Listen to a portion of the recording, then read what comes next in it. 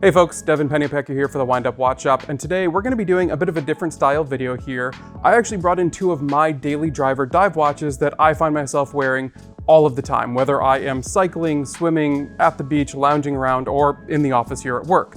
Now in the summertime, that means that I'm often taking the bracelets off and I'm putting on a rubber strap, or more often than not, a nylon strap. So in order to kind of show you what I'm wearing out there to maybe give you some inspiration or show you some options that you might not be considering, I pulled out a pile of different options here from the Windup Watch Shop to kind of walk you through what I choose on a daily basis and why you might choose these options for yourself. I'm going to pull all of these straps out. I'm going to put them on one by one and kind of walk you through why I chose each individual strap, and then maybe talk you through some selling points on why you might choose one over the other. And then maybe really ask you for your opinions at the end, why you might consider one strap over another, or maybe there are some straps out there that you think we should consider bringing into the shop and carrying in the Windup Watch Shop here instead of the strap options we have. Let us know down in those comment section. Now the first watch I have here is my big 45mm Omega Planet Ocean. This is one of my daily drivers, nice and beat up. I have it currently on the WOE rubber FKM strap.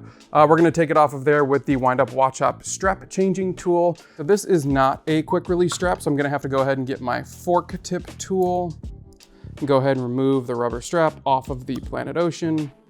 There we go, and I'm actually going to pull the spring bars out. I grabbed a couple extra spring bars here because you can never have too many, but we're just going to go ahead and reuse these same ones because they're the nice, thick, chunky ones, and I like that extra bit of reassurance when I'm wearing a dive watch. And the first strap I'm going to pull in here is the Rockaway rubber strap from the Windup Watch Shop. The reason I like this one in particular is because it has all of these extra holes on here, so it allows water and sand to just pass through. And then on the underside, it has these extra kind of faceted areas, so it just allows water to wash all of the sand and grit out from the underside of the watch strap, so it's not sitting up against the wrist, and it really just keeps a clean surface, and it's easy to keep the strap clean, unlike other rubber straps out there. So let's go ahead and get this on. All right, I got the thinner spring bars here that I brought along with me. In order to save the back of our lugs from getting scratched up, we're actually just going to go ahead and slot this in by hand. So we'll go ahead and put the one side into the spring bar hole, slot it in with our fingers here, and then go ahead and get our new side in. Boom. And there we go. Now we got a new strap on there. It's nice and clean, nice and fresh.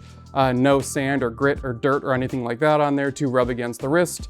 Go ahead and throw it on so you can see what it looks like. As you can tell by my wrist, I have been out in the sun quite a bit, and I have a beautiful watch tan line going on. And there is the Rockaway rubber strap that we have here in the Windup Watch Shop. Rockaway Beach down in New York City is actually where that beautiful watch tan line is coming from. So thank you, New York City, for that one. But with rubber, if I'm out there cycling, and I am sweating quite a bit, rubber does tend to make your wrist a little bit sweaty, so let's swap over to one of the nylon options, which will, yes, it will get wet, but it is easier to swap over to a new one rather than having to take those spring bars off. All right, so for this one, we're gonna start with our spring bars already in because we're gonna swap over to a mill strap here from Adapt. I actually grabbed it in the OD green color. I like this one just because I think it adds a little bit of that military styling to the watch. But it does come with that contrasting red stitching. These are the only USA made mill strap options out there. Nice option there, and you can see a really quick swap over there. So if I am out there cycling or I am at the beach and I get this strap really, really nasty, I can just swap it over very quickly and then go ahead and get it on the wrist. And the watch has an entirely new look, a little bit darker. It has a little bit more of a field watch look now.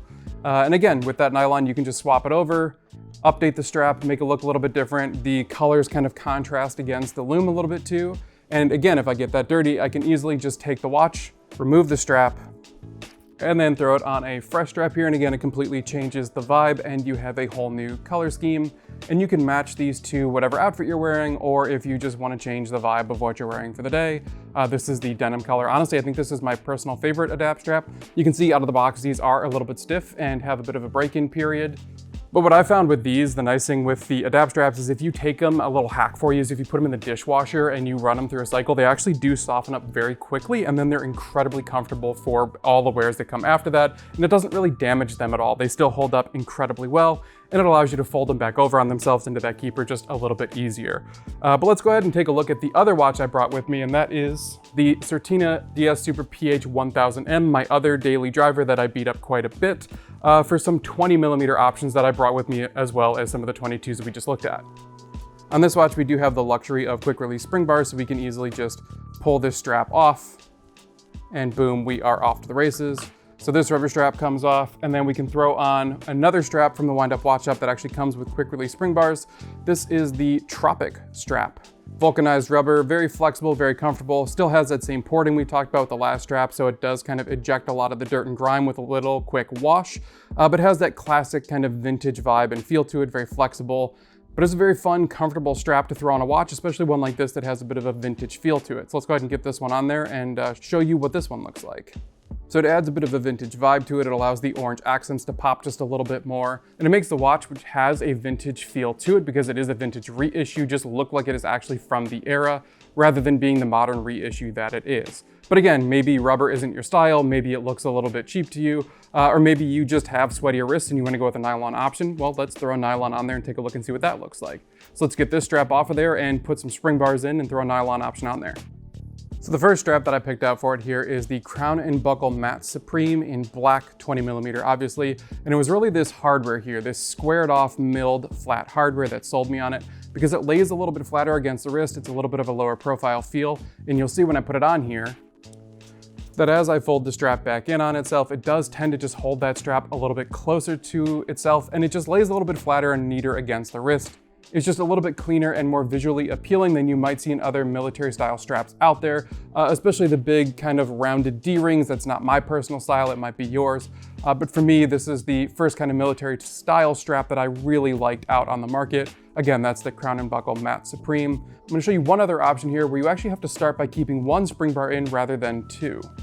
So with this strap in particular, you actually wanna start with the strap folded over top of the watch.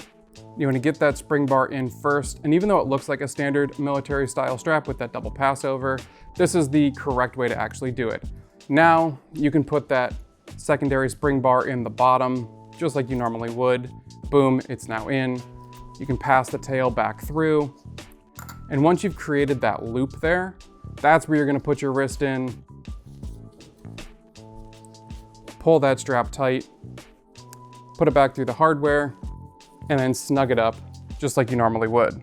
And if you're not familiar, this is the Anachronist Zero Pass strap. Now the big selling point of this one here is that you are not ending up with any nylon underneath the watch. So with a watch like this, where it is a pretty thick case and a pretty big profile, you're not gonna have any additional material creating a thicker, wider profile up where it won't slide underneath the cuff or just snag on any additional surfaces that you might be bumping into. It does mean that you're going to get a little bit of rub here where the nylon meets itself, but overall it just hugs the wrist a little bit better and it creates a bit of a different wearing package than you might get from other mill straps out there. And it's a pretty interesting option for those of you who are looking for a different experience and want to try something new. Again, Anachronist Zero Pass strap. Just a different vibe if you're looking for something that is a little bit interesting, and it has that rib texture too, which gives it a bit of a different visual design than you might see from those matte or flat textures.